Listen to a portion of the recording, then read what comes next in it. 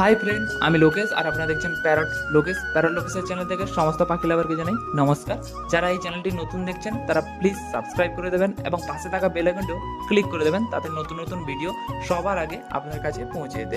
তো আজকের video topic রয়েছে যে ককাটেল পাখি যারা নতুন রাখছেন বা নতুন বিট করাবেন ভাবছেন, তো এই গরমের মধ্যে কিভাবে পাখিকে সুস্থ রাখবেন এবং বাচ্চাগুলোকে কিভাবে সুস্থ রাখবেন।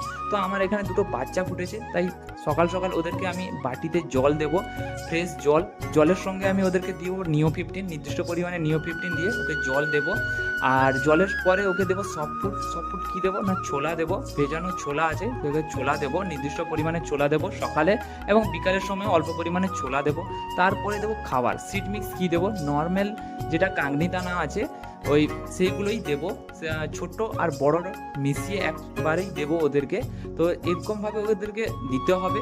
আর গরমের সময় ওদেরকে যে হাঁড়িতে বিট করেছে, হাঁড়ির ওপরে যে ঢাকনা থাকে ওটা খুলে দেওয়া খুব ভালো, কারণ গরমের সময় ওদেরকে ভালোভাবে যাতে বাতাস লাগতে পারে একটু লক্ষ্য রাখতে হবে আপনাদের বা আমাদেরও রাখতে হবে। যদি এই ভিডিওটা আপনাদের ভালো লেগে থাকে অবশ্যই লাইক বা কমেন্ট করে জানিয়ে